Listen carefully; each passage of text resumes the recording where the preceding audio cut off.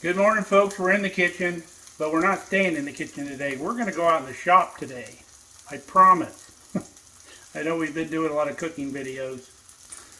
And we're cooking again this morning, but this is just the breakfast of champions here. Going to make an egg sandwich. And then we're going to get out there. We're going to finish that knife that we started. That was the sister knife to that giveaway knife that we did. And we're going to get that going today. So let me get my breakfast and then we'll get out there in that shop. Hey Kathy, I still got some blackberry jam. Thank you. There's a story behind that. Back when we lived out in California, I had this favorite little restaurant that I used to go to all the time. In fact, I went there so much I used to pay my bill monthly. Crazy. But my great friend Kathy owns the restaurant. Fantastic little restaurant, best food you'd ever eat in your life. But the story is she would buy those little packets of jelly for the restaurant, and she would painstakingly pull out all the blackberry jelly out of the mixed jelly box and set that aside for her regular customers. So when I would go in, I would get the blackberry jelly because that's what I liked, and I was a regular customer. So when we started coming out here to Nebraska, my favorite restaurant out here that's owned by my cousin, we sat down to breakfast and I got the grape jelly. And for some reason, I don't like grape jelly. So I took a picture of the grape jelly and I sent it to Kathy and I said, I've been demoted down to grape jelly. So that was kind of the joke. But when we did our final move back here to Nebraska, Kathy got me a whole case of the blackberry jelly, the little packages, whole case of them, and sent them with us. So sent us a little care package on the way. Love that lady. We really miss her. Wow, what a beautiful morning out here. You could not ask for better weather. You can see the pivot going out there in the background. It's almost to the end of its track, so that motor will be shutting off here today sometime. Have a little more peace and quiet. But let's get back out to the shop. We're back. Oh, it's been nice to get back out here to the shop. We got a bunch of projects to do. We got to get this barbecue built and a bunch of other stuff.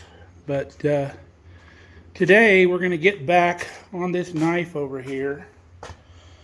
This is the one we need to finish. We got a birthday coming up this month and we want to get her done. Well, we got a mess going here. This is what happens when you have a leak in your roof. Hey Brandy, you having fun today? Great weather, huh? So I got to get some WD-40 and get this cleaned up because it's bare metal like this. Doesn't like water. I'll be back. So when we left, we had hit this blade with the belt sander, and we went to the highest grain grit that we wanted to go. So the next step on this one is we're going to do a little hand sanding, and we want to make sure that we don't have any scratches in here that we can't get out later with a little hand sanding. And all we're going to really worry about is from about here to the tip, because this is going to have scales glued on it. So we want to leave that just a little bit rough. In fact, we're going to drill some extra holes in here to help the epoxy hold a little better. And then once I figure out that we don't have too deep of scratches in here, we're going to start beveling the edge. And this knife, we're going to use an antler scale. So we're going to use this for the handle. And of course we have a right and a left for that. We just cut that down the center. And it is wide enough. We've already checked that. So that's going to look pretty slick. So let's get on the hand sanding. So we're hitting this with 220 sandpaper. The other side come out pretty good. There's nothing I couldn't live with. However, if you see this side, we got a few more scratches on this side. So these little scratches that you can see here that are off direction of the grain, this is what we've got to take out before we can move on. And I'm using one of these sanding pads so I can keep everything nice and flat. when I'm working it. And remember, you want to do full strokes, because if you do a little partial stroke, you'll get a change of direction and it'll look funny. Now, these sanding pads are designed to where this was a full sheet of sandpaper. It was out to here. They're designed so this direction, if you cut a piece as wide as the pad, that length is perfect for the sanding pad. So that works pretty good. You just cut you a strip and then this is the right length. So we're going to get back on this and we'll come back when we change grit. Alright, we got done with the 220 grit and I've just started with the 320 grit. And you can see we got those kind of circular scratches out of it, and I think it's going to be okay. So I'm going to continue on with the 320 grit, and then we'll hit the other side with the 320.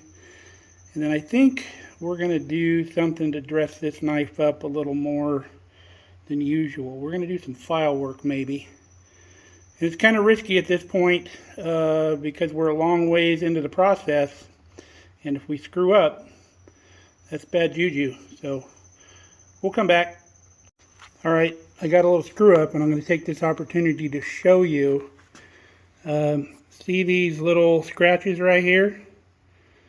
That's a change of direction because I short stroked it a little bit, and that's what will happen. So that's why you don't want to do that.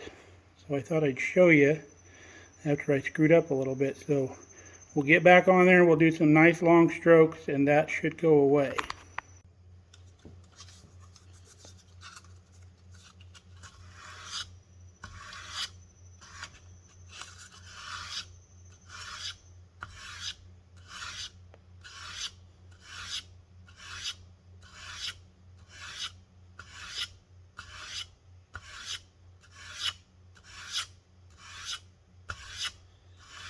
You can see we're doing nice long strokes.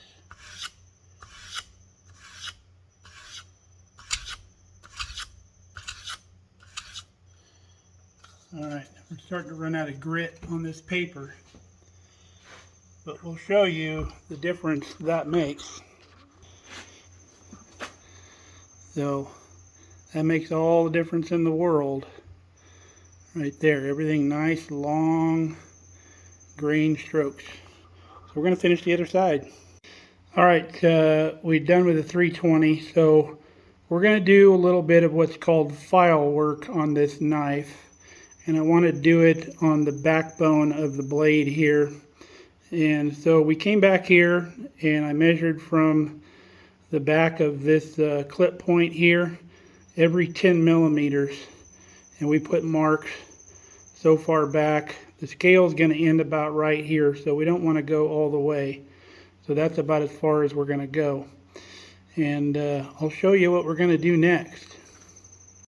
Alright, so on every one of those marks, on every other one we switched sides, and I used my grinding wheel.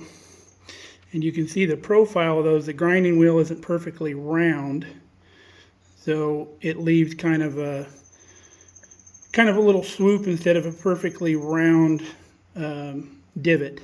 And you only want to go halfway in to the material. So this is normally called file work because it's done with a file, but because this metal is already hard, you'd be hard pressed to file any kind of mark in this. So that's why we got to use the grinder. And you can see this one here got a little wide, but that'll give it a little bit of character. It's a handmade knife, and things like that are going to happen. So we'll show you the next process now. So the next step we did, we took our little cutoff wheel, which is a lot smaller than the grinder wheel, and then we came in on the tailing edge of both of those grind marks, or all of those grind marks, and we made like it's called like a berry vine pattern is what it's called. And that's what it looks like when you're done. And we'll get some sandpaper and go over the back of that, knock down any sharp edges, kind of round the corners over a little bit. But it just adds kind of a little detail, a little decorative detail. That's what it looks like from the side. But there she is. It's not my absolute best work, but it's not my worst either. It looks pretty good. Okay, we're going to have to start thinking about scales here now before we get too much further with the knife. I don't want to be drilling holes and stuff and take a chance at scratching that blade again. So we're going to do a little bit. We can't do it all, obviously, because we still got to do the bevel. So you can see that when we cut these apart, it wasn't a perfect cut. So we need to take these to where there's no daylight in there and flatten them out. We can do a little bit on this wheel over here, but sometimes it's just better to put a piece of sandpaper down here on a flat surface and just rub it back and forth. So we'll come back when that's done.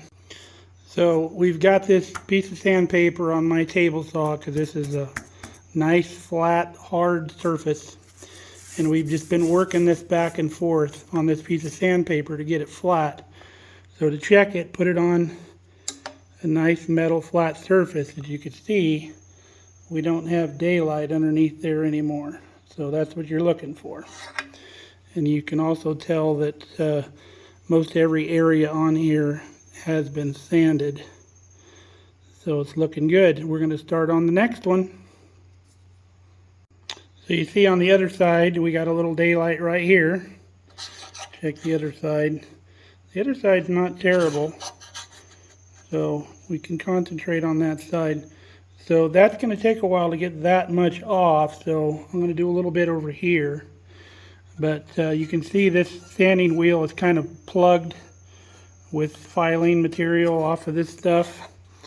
And that's where this comes into play. If you've never used one of these, it's kind of a rubbery compound, and it's used to clean sandpaper or sanding discs or sanding belts. So I'll show you how it works.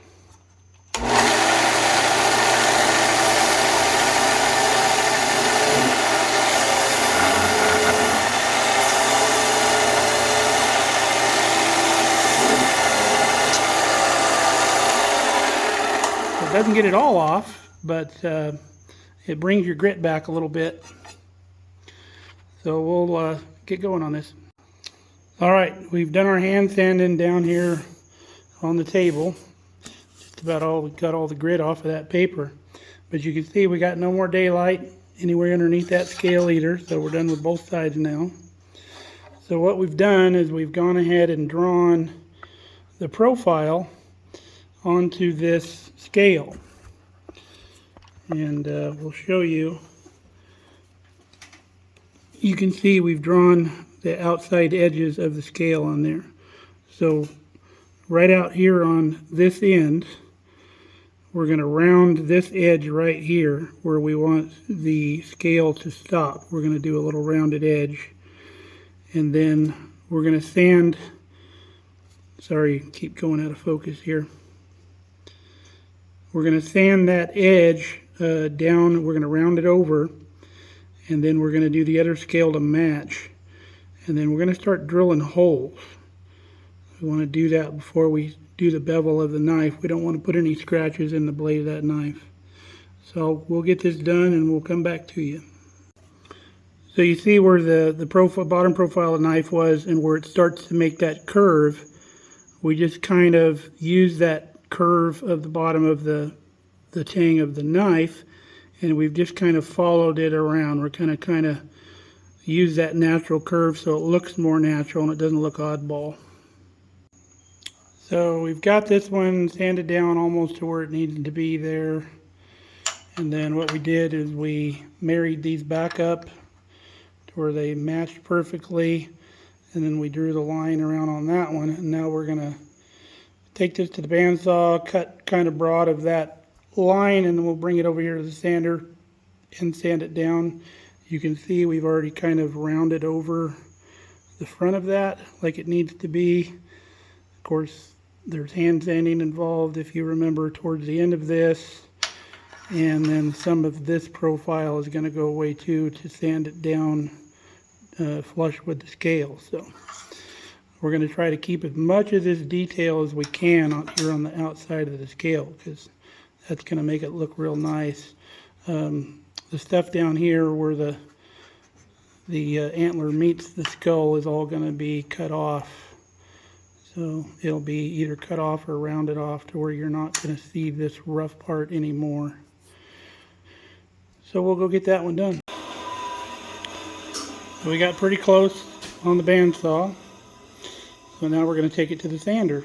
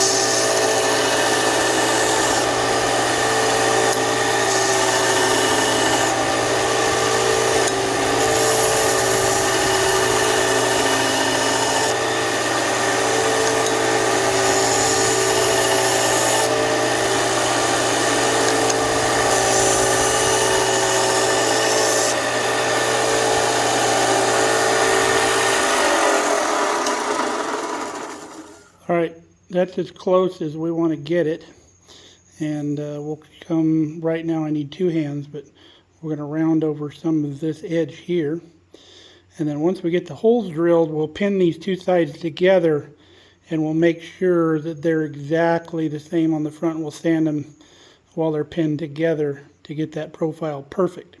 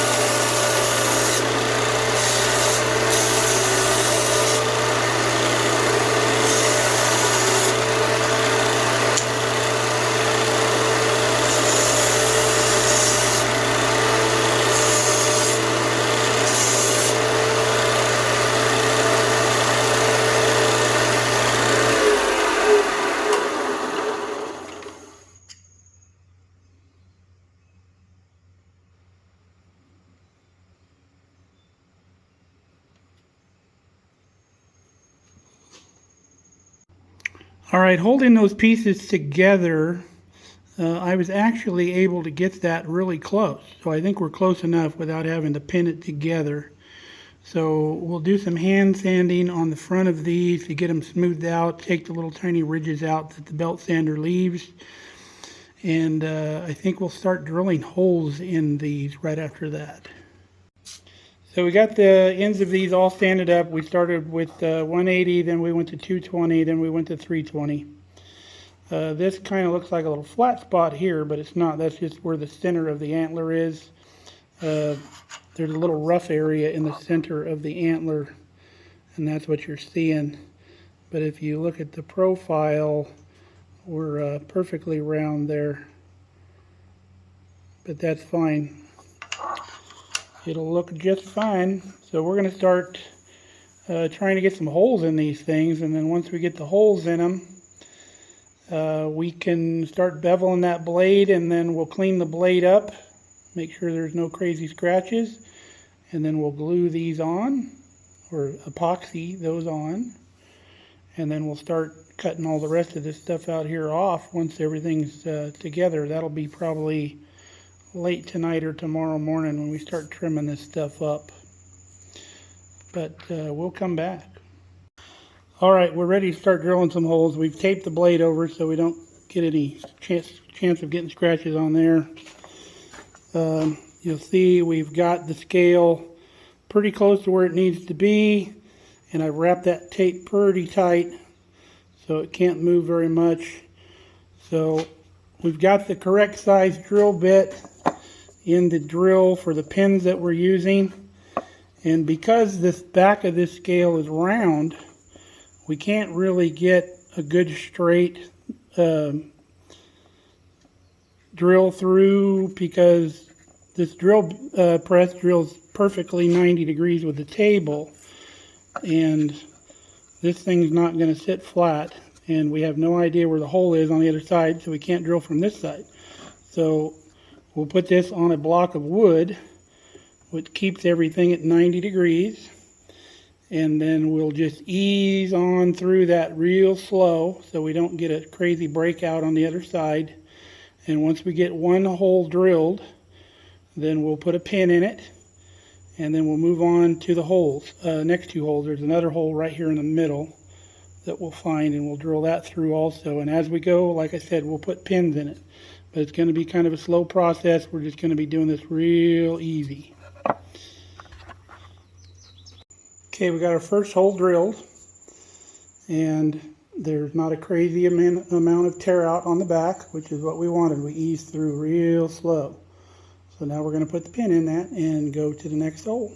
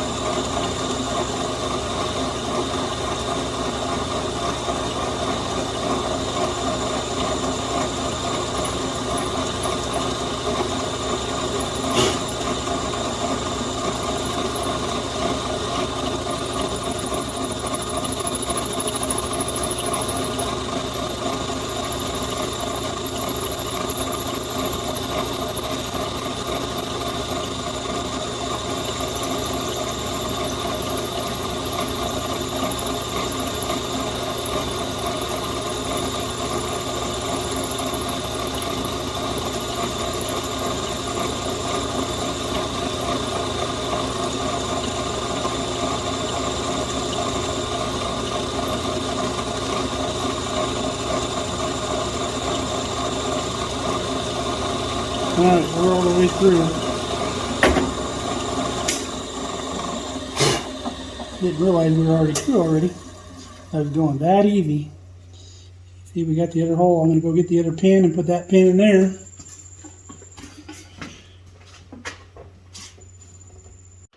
Alright, we got all three of our holes drilled. We got the pins sitting in there. They're 90 degrees because we did it on the drill press. So what we're going to do is we're going to take those pins out, take that scale off, and then I'll marry it to the other scale and kind of clamp it or tape it together. And then we'll drill this first hole in the front. That way we got an index hole. And then we'll put that scale here on the blank, on the knife. We'll put that pin in, and then we can drill the other two holes in that scale in the same fashion as we did this one. So I'll come back and then we'll dry fit this thing together. So what we did to get it 90 degrees, we taped our scales together, married them up, and then taped it really good and tight. So then we brought it over to the drill press. We put the drill bit into that hole, and that hole that was already in the scale kept the drill bit straight. And then we just pushed up on either side, holding it in my hand, letting that drill bit follow the old hole, and then pushed it right through. So those holes line up perfectly now. So we'll put the scale we just drilled, which is this side over here, onto the knife, and we'll drill our other two holes, and that'll be our index hole right there. Alright, we got perfectly indexed scales on this knife. No daylight in there. It's going to glue up real nicely. All the holes are perfectly 90 degrees. The pins can be worked in and out fairly easily, and that's what we're looking for when we glue it up. So what we're going to do now is we'll take the scale off on each side one at a time, and we'll draw a line. We'll get some of this out here cut off so it's not in the way, and then we'll start grinding the bevel on that blade. And then once we get the bevel on that blade, we make sure we don't got any crazy scratches, we're going to glue this baby up. Freddie, what are you doing in here? You're supposed to be out in the garden. Make sure you get out of here before I close the door.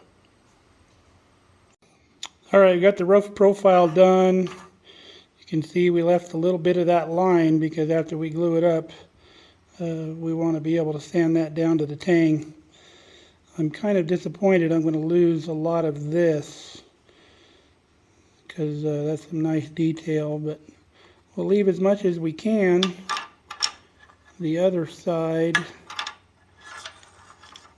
I didn't draw all the way around on the other side, but you can see we didn't go quite to the line, and we just barely started over rounding off the ends. That's nowhere near being complete, obviously, but it just makes it easier to work with. You don't have all the little sharp edges sticking out. But that's as far as we're going to go on those scales until we get this thing glued up and we can do some of the final sanding around the outside. So we're going to get the jig put on our belt sander here, and probably a new belt, and we're going to start profiling the bevel here on the knife. We're not going to do a ricasso, we're going to do a blade all the way through. So we'll come back when we get that process started. It's coming together. I'm hoping we're going to be able to glue this thing up today. Alright, we got our jig set up on our belt sander. We put a piece of painter's tape on here to keep from scratching our blade, and we'll change that a few times through the process. We've got our knife ready to go. We've got our quenching bucket here to make sure we stay cool and don't lose the temper in that blade, or the hardness, I mean. So we'll get to going. I'll show you a little bit of it, but it's a long process, so you don't want to watch the whole thing, believe me.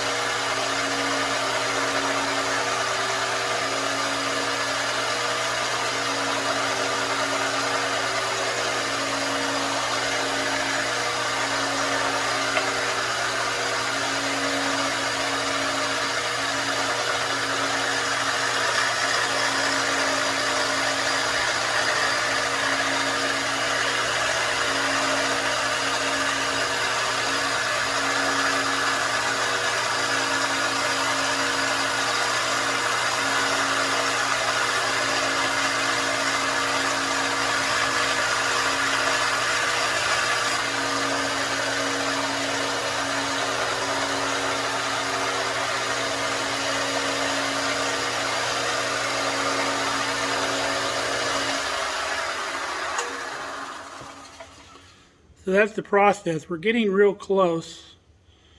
We're almost to the center. And what I'm doing is I'm eyeballing both sides of the blade to make sure my bevel's at the same height. I do that front and back. But we're almost there. Some people ask why I don't wear gloves when I'm doing this. And I've said it in previous videos. If my fingers are on the blade, I can tell if it's getting too hot. Because you do not want to overheat this blade. Remember, this blade is already hard. So we're not going to have to harden it. But we don't want to take the hardness out of this blade. And if we get too hot, that's what's going to happen. And I didn't mention it, I don't think, in the last knife making video. Usually on a hard piece of steel, like if I use a file or something like that, we'll have to do what's called temper it, which means we're taking some of the hardness out, because a very hard piece of steel, if you were to drop that on, say, the concrete or something like that, it could snap on you. So what you do, if you got a really hard piece of steel like that, once you get about to this stage to where you're not quite done, you'll take this in the house, heat your oven up to 400 degrees with the knife in the oven, and hold it for 3 hours at 400 degrees.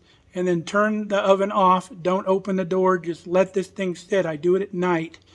So by morning time, your oven is cooled off.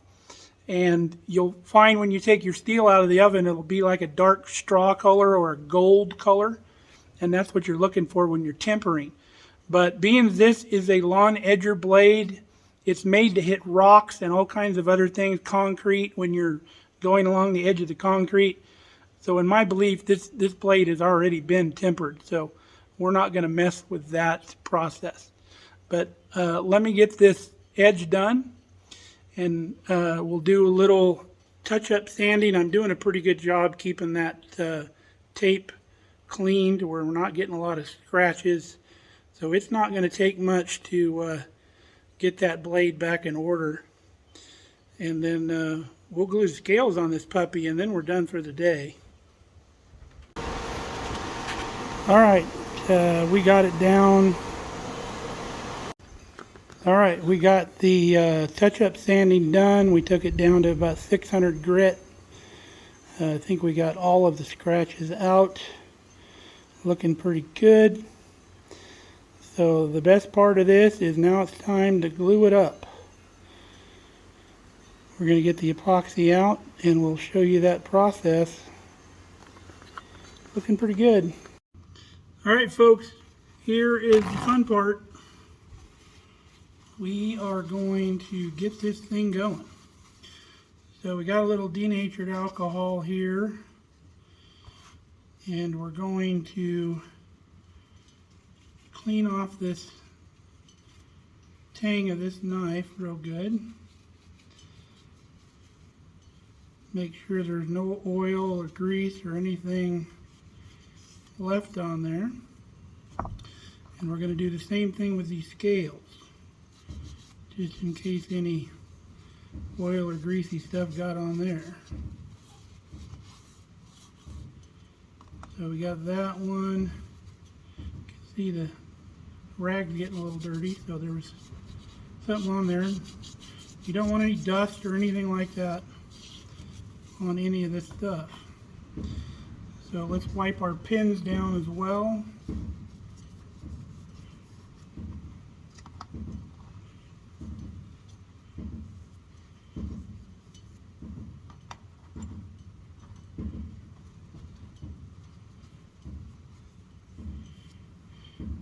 Okay, we got our pins wiped down. So now I'm going to cover this part of the blade because I don't want any issues going on.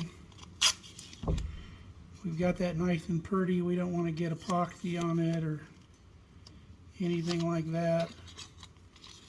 So we're just using painter's tape. And I'll just come back through and tear this off here. So let's get another piece.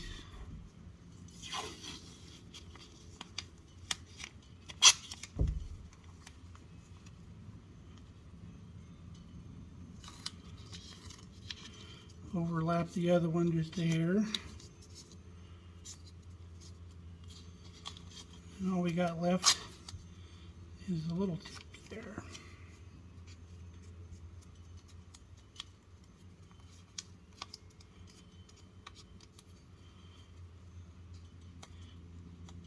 So all the way around that.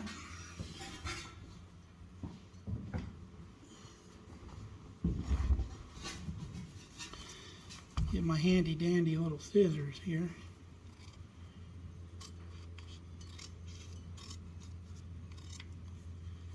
Just trim that excess off. So we're nice and clean. Let's get the epoxy mixed up.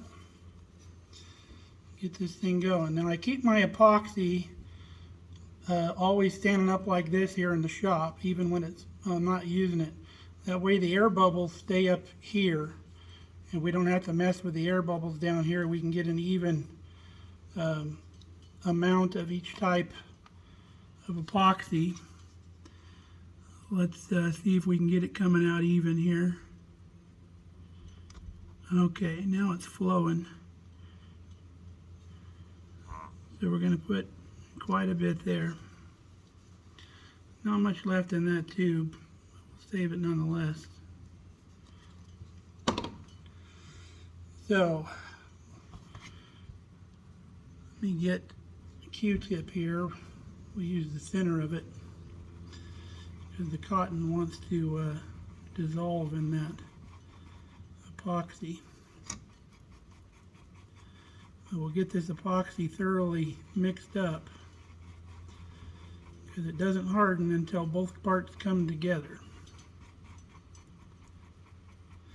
We're not going to mess with this bit over here because it wasn't really an even amount of both.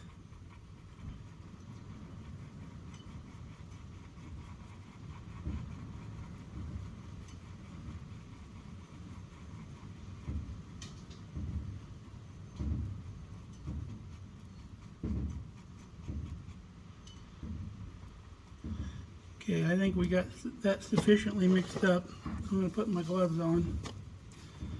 And they call this 5-minute epoxy, but I think you got just a hair more time to work with it. They give you a little lead time, I think.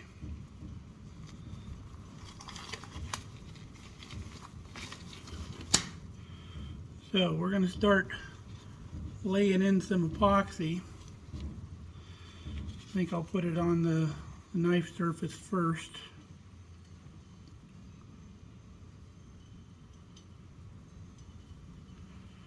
Get an even layer all the way across all of this. And now let's figure out which scale goes on there. That would be that one right there. So we're going to do the same thing to the scale. Put an even amount of epoxy all the way around.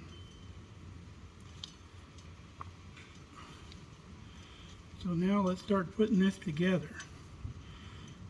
So we'll line up the holes a little bit. We'll get our first pin. Get some little epoxy on the pin.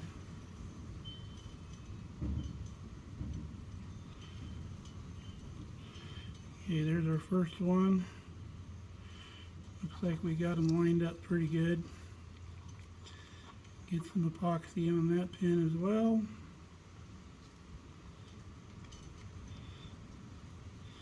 We're through that one. A little on that pin. Okay, we got all 3 pins all the way through. We're going to back those out just a little bit because now we want to get to that other scale going. I didn't want to use the Q-tips for the epoxy, but I failed to get me a little stick to mix this up.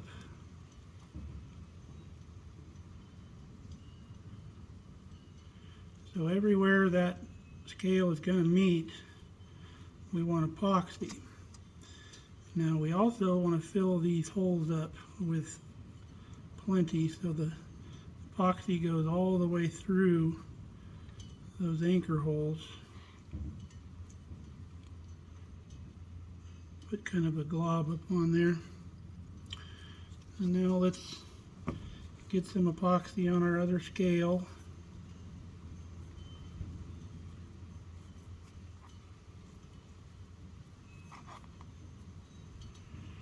Always a good idea to wear gloves when you're doing this. Alright, put our other scale on, line those pins up just like that. And because we drilled those on the drill press, they line up perfectly. I need to take my other glove off so I can touch my pliers. So we need to force this one through just a little bit. There you go. Okay, all the pins are in. So this thing is basically together. So I'm going to wipe some of this excess epoxy off right now because that'll save me a lot of headache later. So I just run the Q-tip up in that channel and pull it out of there. Otherwise you got to sand all that epoxy out of there and it's kind of a mess. Let's turn this over. Let me get another Q-tip, or actually I'll just use the back of that one there. So just wiping all that excess epoxy out of there. So we're to that point now. I'm going to get me another piece of paper towel to put here, because that one's a little soiled. So what I want to do now is I want to clamp this up. Alright, we got it all clamped up. I actually put some more painter's tape on the back and put the back of it in the vise and just snugged it just a little bit. So according to the directions on this epoxy, you only need to clamp it for the first 30 minutes. So after 30 minutes we'll come out and we'll take all this mess apart and we'll show you what it looks like then. Alright, it's the next morning. We've got the everything taken, the clamps taken off and the tape taken off, and we've cut the pins off, and I peened those pins down with a hammer. I just put it on a little railroad tie or a railroad rail anvil that I have, and peened the pins over a little bit to mushroom out the tops of them a little bit. It also increases the diameter of the pin inside the hole, kind of wedges it in there. So now we need to take it over to the sander. We need to sand this antler down to the edge of the tang all the way around. You can see we got a little ways to go down in there. And then once we get that down, we'll round it over a little bit, take off the square edges, and then we need to make sure all of the grinding marks all the way around the knife are going the right direction. It's starting to rain. You can hear the rain on the tin roof. So hopefully we'll finish this up in a little bit, and then we'll go inside and start doing the leather. You know, I listen to classic rock a lot of times when I'm out here in the shop. I have a folder that on what is that, Spotify, and the song Walk This Way just came on from Aerosmith, and I guess I'd really never listened to the lyrics before. I need to watch out where I'm playing that song. Okay folks, we got it all sanded up, looking pretty good. Everything's come together real nicely. So the birthday knife is all done. You can see the detail of the antler there and the 3 pins. I'll show you the other side. Everybody's going to think it's a steel knife. It's not. Focus. Camera doesn't like focusing sometimes. There you go. So it looks pretty good. I'm happy with it. So the birthday knife is done. Hopefully they'll enjoy it for years to come. It's going to last a long time. we're going to go in and make the leather for this thing now. It's getting a little warm out here in the shop. But if you want to see a leather making video, we did one a couple knives ago. So look back on our channel and you'll see making the leather sheath for this thing if you're interested in that. Also, we now have a Mark Kelly Farm Facebook page. So you'll see me that I do a lot of the stuff here on the video portion, and Kelly's at work a lot. She works full time as a nurse. So if you want to see some of her stuff, she's a fantastic photographer, and she shares a lot of stuff from the projects we do here around the farm, and a lot of the recipes and stuff, the cooking we do, and the garden harvesting, stuff like that. Go like our page, Mark Kelly Farm, on Facebook, and you'll see a lot of Kelly stuff, good stuff. So until next time, stay safe, stay healthy. We love you guys, and we'll show you some more shop videos. We'll won't be canning all the time. We're just trying to get that garden preserved. So catch you on the next video, folks.